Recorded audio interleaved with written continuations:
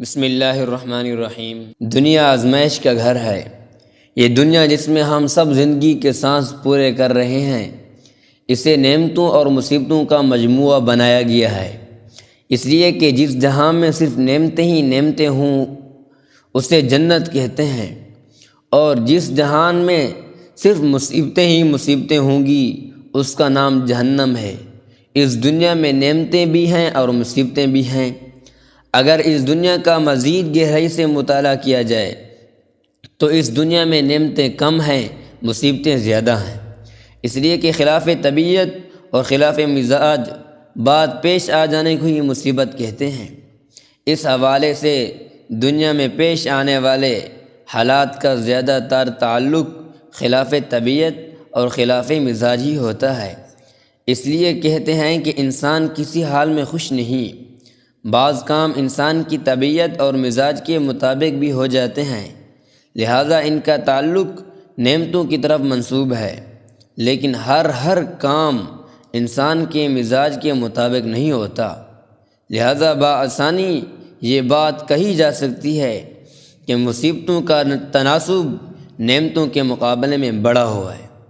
نعمتوں اور مصیبتوں کے یہ احوال انسان پر کیوں آتے ہیں؟ یہ احوال کس طرف سے آتے ہیں؟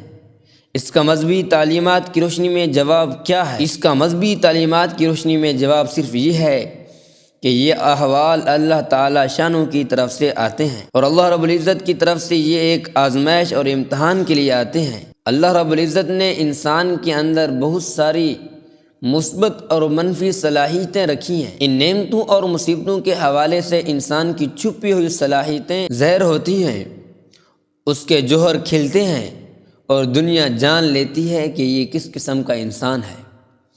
بعض اوقات کسی انسان پر نعمتوں کا حال آتا ہے تو وہ یہ سمجھ بیٹھتا ہے کہ یہ میرا حق تھا، اور غفلت کا شکار ہو جاتا ہے۔ اسی شخص پر اگر مصیبتوں کا حال بھیج دیا جائے تو بے صبری کا مظاہرہ کر کے ہائے ہائے واویلا کرنا شروع کر دیتا ہے۔ اس انسان کے دونوں رویوں سے معلوم ہوتا ہے کہ یہ شخص نعمتوں کے حال میں کم ظرف اور احسان فراموش ہے، اور مصیبتوں کے حال میں یہ کم ظرف بزدل اور ناعاقبت اندیش بھی ہے۔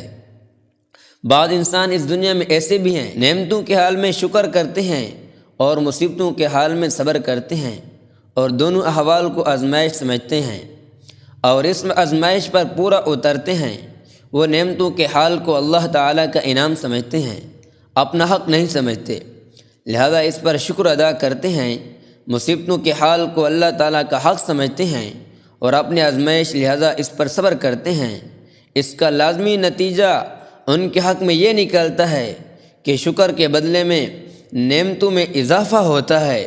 اللہ رب العزت کی معیت صبر کے بدلے میں حاصل ہوتی ہے، اللہ رب العزت کی مدد صبر کے بدلے میں حاصل ہوتی ہے۔ ایسا شخص بظاہر پریشان حال نظر آتا ہے، اس کے چہرے کی بشاشت، اس کے دل کا سکون، اس کی روح کی فرحت، اس کے لبوں کی مسکراہٹ، اس کی آنکھوں کا نور، اس کے ذہن کا سرور یہ بتلاتا ہے کہ وہ اپنے اس حال سے از خود نکلنا نہیں چاہتا۔ اس کا عملی مظاہرہ وہ یوں کرتا ہے کہ اپنی ملکیت میں موجود مادی نعمتوں کو وہ دوسرے انسانوں پر بغیر کسی بخل کے، بغیر کسی خوف کے، بغیر کسی پریشانی کے اس طرح بانٹ دیتا ہے، اپنے آپ کو اپنی ضرورت کو بھلا بیٹھتا ہے۔ ایک اللہ والے کو مامون الرشید خلیفہ نے 1,00,000 درہم کا نذرانہ پیش کیا۔ آپ نے دربار سے واپسی پر اسی وقت سارا کا سارا فقراء پر تقسیم کر دیا۔ مامون الرشید نے اس سخاوت پر ناگواری کا اظہار کیا تو انہوں نے فرمایا، امیر المؤمنین، موجود کے ساتھ بخل کرنا معبود کے ساتھ بدگمانی ہے کہ اس نے ایک مرتبہ دے دی ہے پھر کہاں سے دے گا۔ ایسے لوگ مادی نعمتوں کے اعتبار سے اپنی ذات کے لیے قناعت کو اختیار کرتے ہیں اور دوسروں کے لیے سخاوت کو اصول بنا لیتے ہیں، لہذا حالات کے اثرات سے محفوظ ہو جاتے ہیں۔ کہیں سے کچھ آ جائے تو اسے اللہ تعالیٰ کی عنایت اور فضل سمجھتے ہیں اور قبول کر لیتے ہیں، پھر اسے اللہ تعالیٰ کے بندوں تک پہنچانا اللہ تعالیٰ کی خلافت اور رسول اللہ صلی اللہ علیہ وسلم کی نیابت کا منصب قرار دیتے ہیں۔ اللہ تعالیٰ کو دینے والا سمجھتے ہیں اور اپنے آپ کو تقسیم کرنے والا قرار دیتے ہیں۔ ان کا ایک ہاتھ لینے کے لیے اللہ تعالیٰ کے خزانوں میں ہوتا ہے اور دوسرا ہاتھ دینے کے لیے اللہ کے بندوں کی جھولیوں میں ہوتا ہے۔ اس دارالامتحان میں امتیازی نمبروں سے اعلیٰ پوزیشنوں پر کامیاب ہونے والے بھی یہی لوگ ہیں۔